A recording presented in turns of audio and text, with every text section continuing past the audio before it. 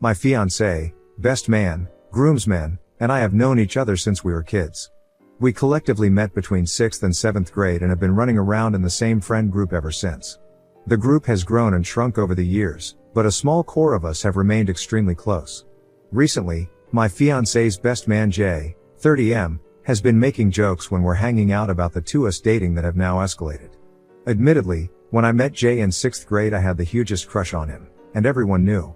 I was much taller than average for a girl at that age and he was one of 2 guys in the entire school as tall as me. That, though, is where the story ends. I had one hell of an awkward phase in middle school, and he was very clear from the start that he was not into it. Post-awkward phase, as friends and adults, it was something we constantly joked about, but never seriously, since everything between us had always been platonic. This joke of me being rejected by him has now recently turned into how he dated me first whenever fiancé and I are around.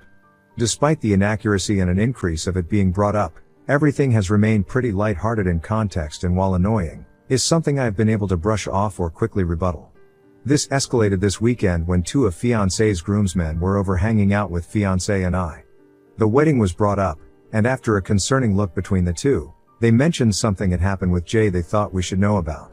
Apparently Jay had been telling them stories he was considering for his best man speech, with the main one centering around how I had been shared around and had made my way through the entire friend group. While they kept what was explicitly said fairly vague out of respect for me, they were clear it crossed the line and insinuated I had slept with the entirety of the group attending the wedding.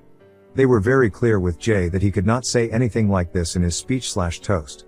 Jay responded with an I know, stating that I had already made it clear my maid of honor would be proofreading all speeches prior to the wedding, so he wouldn't be able to get away with it anyway, but ended the conversation by saying something along the lines of "but what if I could?" leaving the possibility open.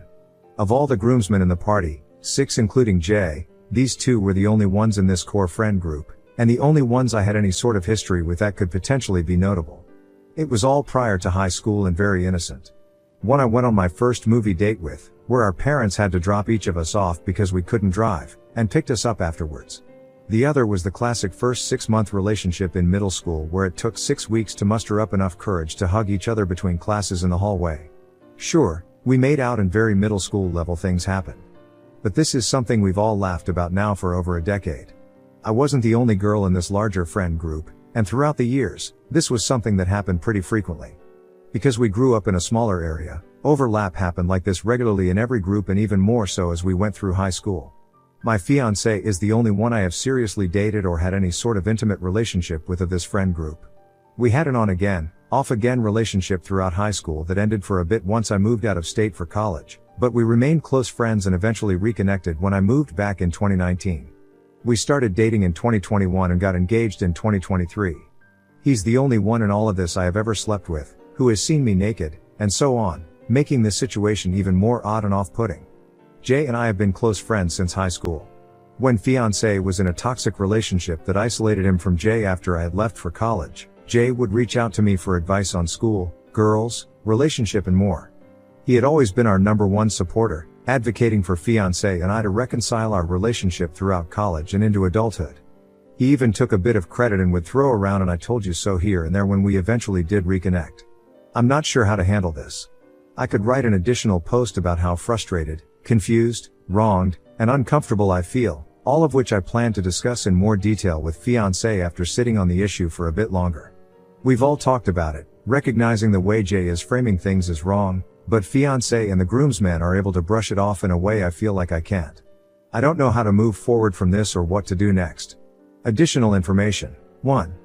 Fiancé and I aren't getting married until the end of next summer, so much of the conversations had about toasts and speeches have been more theoretical, except that a few have asked for the opportunity to give a toast, including best man. We have loosely put this information and save the dates on the website and other prints.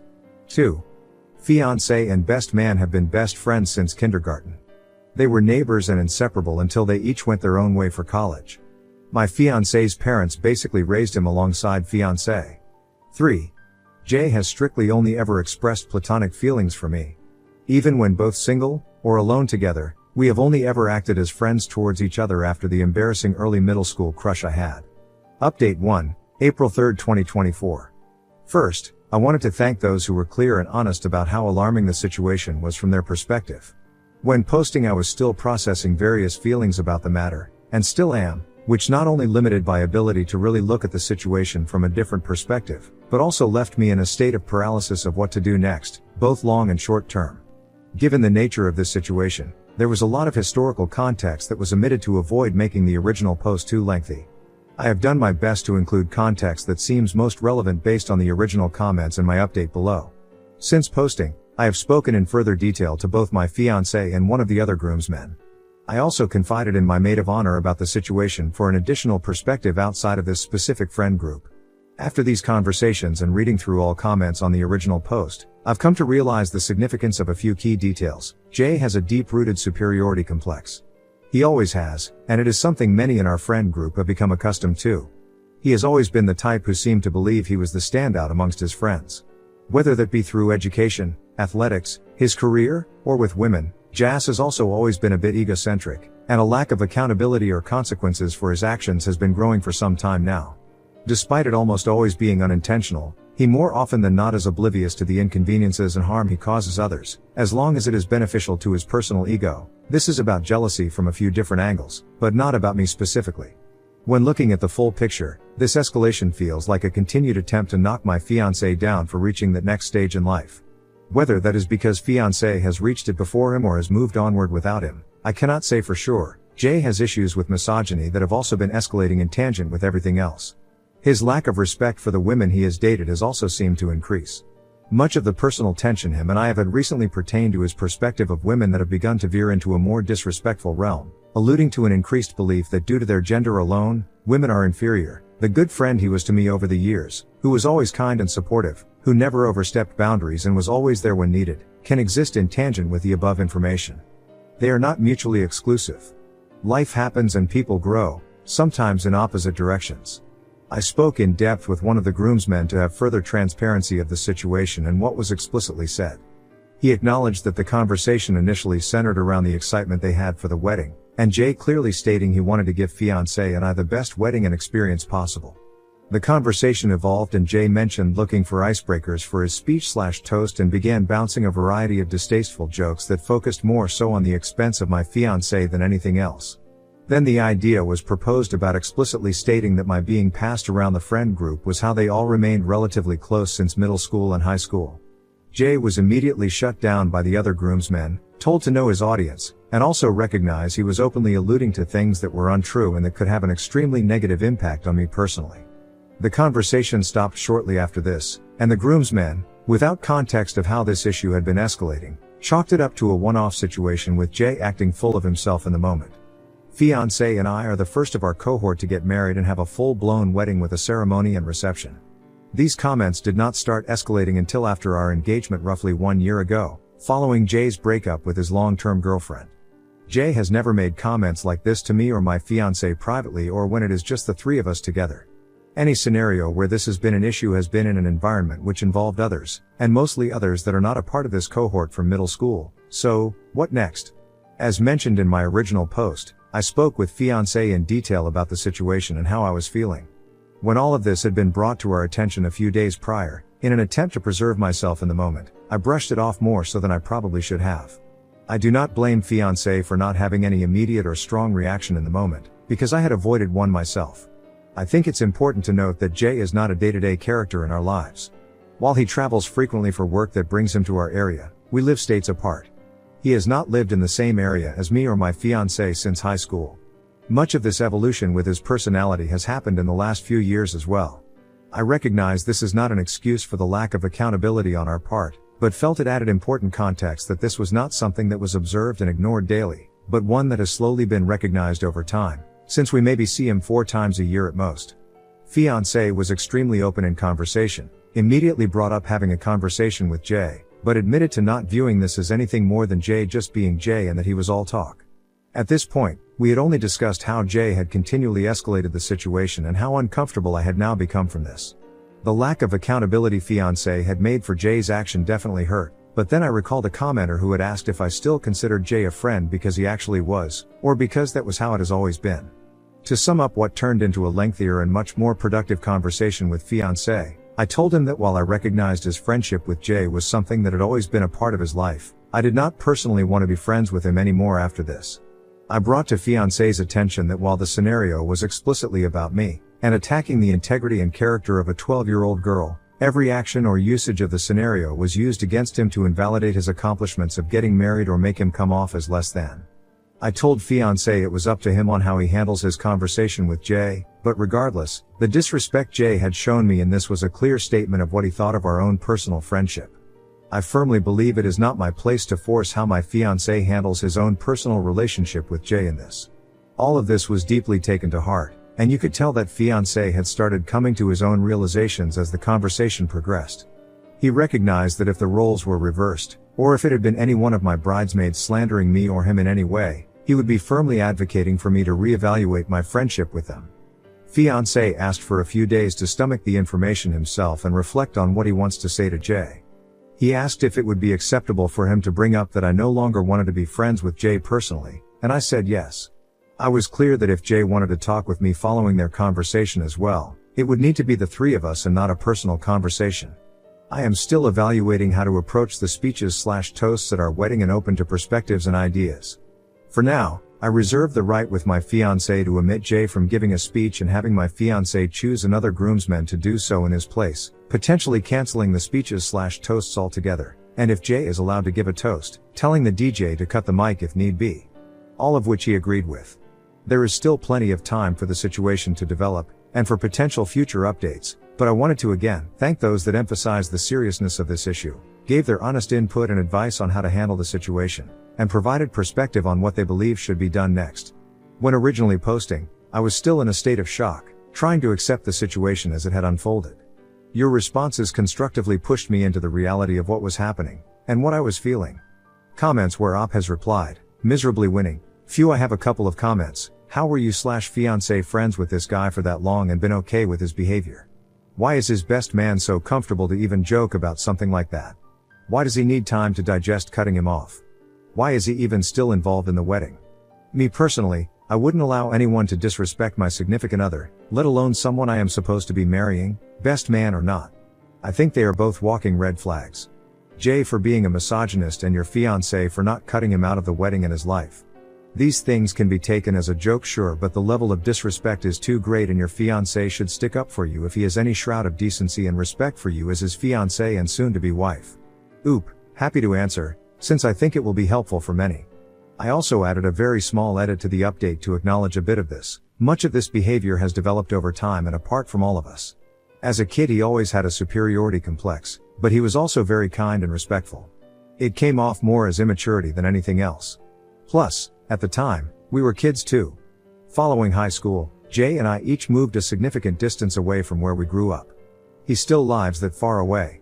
We get together maybe 4 times a year at most, and I genuinely believe he did not see me as more than some woman to use as collateral to knock his friend down when he made those comments. Fiancé has no brothers, and Jay has always been a part of his life, filling that space.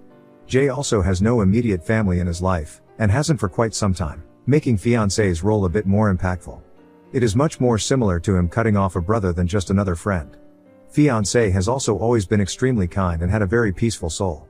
Don't get me wrong, while fiancé prefers to avoid conflict, he has always been willing to stand up when necessary as well.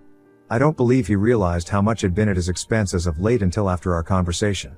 Given their long history, I believe he's reflecting on a lot more than just this specific situation. The wedding is still over a year away, and not until the end of next summer. And this all has happened in less than a week. Neither fiancé or I have talked with Jay yet, so I did not feel it was right to post about any hard decisions regarding cutting him from the wedding, and so on. These things can be taken as a joke, sure, but the level of disrespect is too great and your fiancé should stick up for you if he has any shroud of decency and respect for you as his fiancé and soon-to-be wife. This was a huge part of the larger conversation we had and something my fiancé acknowledged as well. I think initially, it was viewed under the lens of us collectively being childhood friends, and fiancé as the mediator, rather than the lens of me as his wife until our second, much larger conversation. Oops reply about the fiancé's reaction. It's only been a handful of days since this all came to light. I wish your fiancé's reaction had been more about coming to your defense than Jay's, but understand that sometimes people need time to truly process all that contributes to a messy situation, especially one with deep roots and close ties. Thank you for conveying this so well. I did my best to add an emphasis to this, but could not do so as well in my own words and fear it got lost in the length of the post, something for me to work on in future posts for sure. I very much have worries, and knowing my personality, will also be worried day of. I expressed this to my fiancé as well, and he completely understood. I recognize there is still plenty of concern to still address with my fiancé. But given how fresh this situation is, I wanted to afford myself a little grace of absorbing my feelings for what has happened before figuring out exactly what to do. I lost a friend too. Update 2, October 11, 2024. I'm considering canceling our wedding and calling off our engagement over a pizza. Buckle up, because this is a long one. While the drama around my fiancé's best man has simmered, the deeper issues surrounding a lack of support have not. Apologies in advance for this not being centered around my finance's best man, not much has honestly changed. A conversation between them was had, much of which was my fiancé assuring him that things would blow over and accommodating Jay's stresses that it was only a joke. While my fiancé acknowledged what was said was wrong, the conversation wasn't to set boundaries. I eventually had to have my own conversation with Jay that my fiancé stood silently in the room for. I reached my breaking point 2 weeks ago. Following everything with his best man and a few other challenges we've been facing, I tried putting my best foot forward these past 6 months. I sought out therapy to address the lack of support and anxiety I was feeling and have made intentional efforts to work on our relationship to ensure we were in a stronger place before committing to each other. In May, after some unexpected and startling health concerns requiring a need for an emergency room visit, my fiancé came clean to me about secretly canceling his health insurance in January without talking to or telling me. When I asked him why, he blamed the cost of the wedding being too expensive and wanting to save the $150 a month, taking no other accountability for his actions, outside of an apology. I have a small amount of experience in accounting and have budgeted the wedding down to the last dollar. This has included the consideration of inflation, and other potentials as well. In total, from the smallest decoration to the cost of a marriage certificate, everything comes down to around $22,000, all of which I have strategically budgeted for throughout our 2-year engagement. My parents have graciously given us $14,000 as well to help with the expenses, and I have personally taken on the price of my dress, wedding bands, and a slightly larger portion of the vendors. To put it simply, while it may not be as much as others, we have privilege. Not only was there no need for this cancellation, but I have yet to see any of that additional support for expenses. Regardless, in response, I took it upon myself to take more of the costs on and pursue a part-time job on top of my full-time position that earns roughly $70,000 a year. While it's not by a large margin, I do make the most between us individually, and have a larger responsibility in my daily work life with longer hours and a significant level of expected travel as a result. The choice to take on a part-time role was not one of want, but of desire to ease the burden he was feeling. I started a role reviewing blogs, essays, resumes, and other forms of writing in July, and our relationship quickly unraveled. Because I commute, I typically arrive home 3 hours after my fiancé. After arriving, I would immediately have to hop on my laptop and review writings for the next 2 hours or so to stay on top of my quota. I tried my best to make a routine out of it, so we would have intentional time together once I finished each night. This was met with cold shouldering, frustration, and a lack of consideration for my level of exhaustion and strain for months. Anytime I asked him to choose a show to watch or decide on dinner while, he usually does cook because I get home so much later, while I revised, I was met with scoffs and accusations that I no longer cared to tend to our relationship. I tried countless times to address his frustrations, and was shut out or cornered in a circular argument about my priorities. 2 weeks ago, I was slated to travel from my full-time position to Atlanta during Hurricane Helene. In a matter of 12 hours, my afternoon flight for the next day was shifted to one leaving at 5 a.m., to give me ample time to shelter in place prior to the arrival of the storm. I rushed home to finish packing and prepare myself to drive over an hour to the airport and stay at a hotel nearby for additional flexibility in case of issues surrounding my early travel that next morning. After arriving home, I immediately hopped in the shower and asked my fiancé to order dinner so we could have one final meal together. During my shower, he offered to order a hot honey, jalapeno, and pineapple pizza from a new place we'd been wanting to try. Which I normally would have been happy to try. However, I don't like jalapeno the way some people don't like cilantro, and am avidly against pineapple on pizza. Something that's come up multiple times during our relationship. And while I'm good with spice, the idea of taking that on with the travel stress and early start time I had the next day made me hesitant. I calmly asked if there was another option for tonight and if we could try that specific pizza once I got home instead, expressing my concerns over my nerves, which received a frustrated scoff and sarcastic response of "what then? just cheese. I explained any other topping combination would work, and restated my issues. He walked out of the bathroom without response, and I finished my shower. The pizza was never ordered, no food was ordered. I followed up as soon as I got out of the shower, asking if there was another option he wanted or place he wanted to consider, and received a prompt no. As I finished getting ready, I asked if anything had been ordered again, and no. I finally snapped and begged and demanded him to order the hot honey pizza because I was out of time. He accused me of making him feel like he's forcing me into the decision, but after a bit of back and forth, the pizza was ordered and the mood immediately shifted. Everything was peaceful, warm, and loving at home up until I left. Yet, I cried the entire hour and 15-minute drive to the airport hotel. I cried the entire next day, throughout the storm in Atlanta, and the entire day after. Following a lack of sleep, stress, and intense emotions, I had a complete mental breakdown, realizing I can't live like this. I called my fiancée and poured out every frustration, emotion, and feeling, which I admit was probably not presented in the best light, but none of it was well received. In the 2 weeks since, despite many attempts, conversations have gone nowhere, with only ultimatums being offered for me to make. I've proposed countless alternatives that focus on us working on ourselves and together these next few months, but he is only seeking an answer to whether or not we will be getting married next summer, and has made it known this is a decision that must be made by the end of October. At this point, I don't see how I can possibly gain the confidence to commit myself to him by next summer.